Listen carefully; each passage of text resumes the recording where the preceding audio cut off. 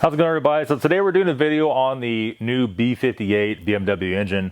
This is an inline six turbo engine. This comes in a variety of different cars. This comes in the, well, for Europeans only, 140i.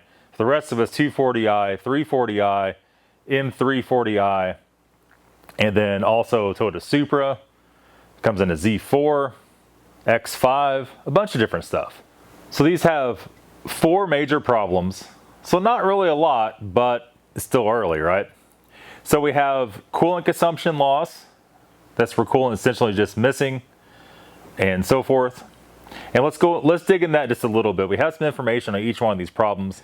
So the write-up on this was the engine just uses, like, coolant's just missing with nothing leaking to start with. They call it natural coolant loss.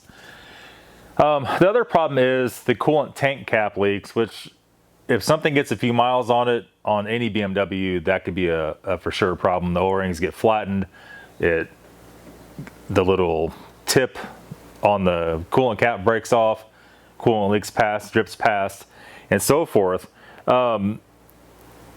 Overheating, obviously, if it's wanting coolant and you don't top it off every so often, you get the overheating problem.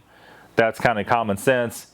Coolant mixed with oil, so it could be it didn't really specify on that. Probably oil filter housing, mixing at the oil cooler, things like that. And then, you know, they say you can pressure test the system. It's just like every other BMW. You can put pressure the system when it's not running, see where it's leaking. A lot of these cars, it'll leak out of a hose fitting or out of the cap when you're driving at highway speeds at higher RPM.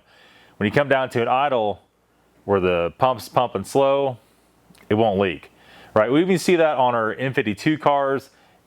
All the electric pump cars are the same way as the mechanical pump cars. That's just a common issue. You know, on mechanical pump, the engine's spinning faster, but then on electric pump, the computer's telling it to pump faster because of higher RPM and so forth. So pressure test is always good. The next one is valve cover. Just like every other BMW, every other engine, regardless of the manufacturer in the history of the world, if it has a plastic valve cover, it's gonna leak, right? This one's no different. 80 to 100,000 miles, they're seeing cracking, warping of the valve cover. People go and try to replace the gasket, doesn't fix it, needs a valve cover. Usually that's not a big deal.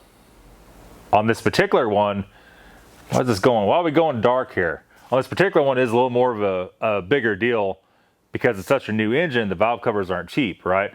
You see me replace valve covers all the time. They're 150 bucks, no big deal. Unfortunately, this is a 2019 and newer engine. You don't have a lot out there. So unfortunately, with the engine that's new, your parts are very limited, right? A lot of guys are reporting they have to give $1,000 for a valve cover. You could buy the gasket for 30 bucks. Chances are by the time the gasket's leaking, it's not the gasket, and it's the cover itself getting warped from the heat. The next one is the oil filter disintegrating. And this, I haven't seen too much of this. Now, we've seen them crush before on other cars. They twist and crush, cut off airflow. This one, when you actually remove it from the canister, the bottom of it breaks off. Most of the time you get pliers down there and pull it out. However, if you do not get all the pieces out, you're going to have other problems. And that brings into the fourth thing, which is Vanos solenoid failure. If you have any particles from the old filter in there, you're going to have that in the Vanos screens and the Vanos solenoids, little pieces and fragments of it. That's going to cause some pretty bad problems. Now, they say this car is no different. Like any other car, 100, 120,000 miles, the Vanos solenoids need to be replaced. Can't really see a price on those yet, but I'm sure it's scary at this point. Those are pretty expensive on any car, any BMW, let alone the B58. Now, the predecessor to this was the M55. The predecessor to M55 was the M54. So essentially, it's two versions newer than the M54 engine. It runs 20% more boost than the M55 does. Now, M55 had rod bearing problems. Does this have rod bearing problems? It's a little bit too early to tell, to be totally honest with you. Most of these cars don't have hardly any miles on them. Definitely to the mileage where you're going to have that issue. More boost, it definitely could be an issue. Hopefully they alleviate that problem, and that's no longer but only time's going to tell.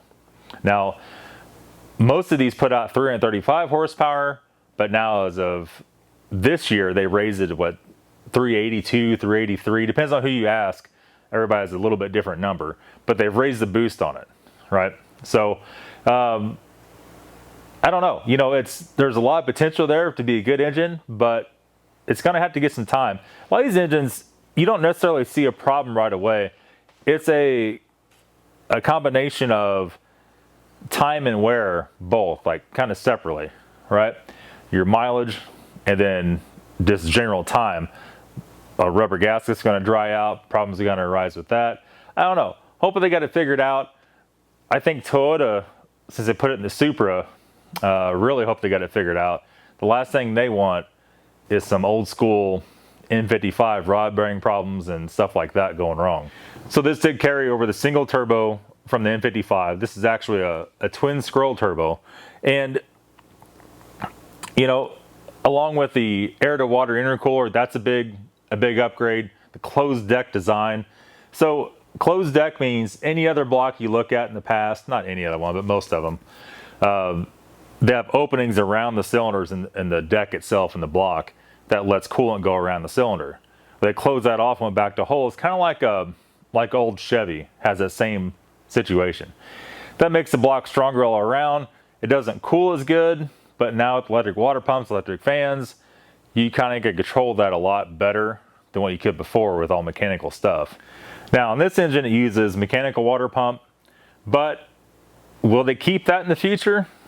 I really don't know. I mean, the electric ones are cool because they could run at a higher flow at lower RPM. But man, usually the location they put them in, they want to put those at the bottom of the engine, the furthest lowest point of the car. And getting to those is a pain in the ass. The cost of them is a pain in the ass. So those are all things you got to look at. And just looking it up here, mechanical pump for B58 is $136 for like a legit. No, that's a pre-owned one. What crap, is there any new ones on there? No, there's not. Well, pre-owned one's $136. Not that you want to buy a pre-owned one. That's what I mean. It's still too new where all the aftermarket places are not making parts. You know, all the Miley, all the German parts, aftermarket, you would say, aren't really coming through just yet. And I know just as of recently, you could just now tune the engines or tune the computers for modifications. You run into that with newer cars. I mean, it takes a few years of them being around for everything to become cheaper for them. And you see that it's just a car that's a little bit 3 or 4 years newer, you know, that we work on here. The parts are more than an older one, just the way it is. So keep that in mind. Now, when you go buy one of these right now, pretty much everything's in warranty. We're getting to the point where people's gonna be driving them out of the warranty. Actually, you're gonna think this is funny. The warranty BMW gives you, like on a 340i, is 4 years, 50,000 mile basic powertrain. That's not the whole car, it's just powertrain, right? So a lot of people is gonna be out of that warranty at this point. If you bought the car last year, I don't know. You see a lot of people online, 50, 60,000 miles. They're there, they're pretty much at the warranty or above. Now, Toyota gives you a 3-year, 36,000 mile warranty, which is the same thing, basic powertrain. So essentially on the engine and transmission. Dual clutch transmission, depends on what you get. It could be a manual, more likely dual clutch though. You might want that.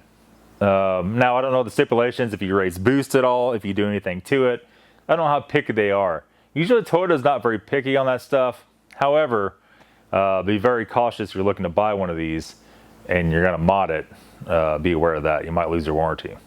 As far as aftermarket warranties, everybody's saying all the time in the comments, if you're gonna buy a BMW, buy an aftermarket warranty. Well, here's the thing. I also see all the time in the comments, I bought the aftermarket warranty for thousands of dollars, but they won't cover anything. There's an ongoing problem in the recent years with not only aftermarket warranty insurance, but car insurance, health insurance, those companies not covering stuff when they should. So don't think a third-party warranty is going to save your ass in this car if something goes wrong. Your best knowledge is like it always has been. Learn the car, learn about the car. If something arises, if it's out of warranty, you could do it yourself. If it's in warranty, take it to the dealer, have them fix it. But that's going to be it, guys. Just covering stuff on B58. I have not done too much on this yet. So hopefully you like it. We'll talk to you very soon. Have a good day.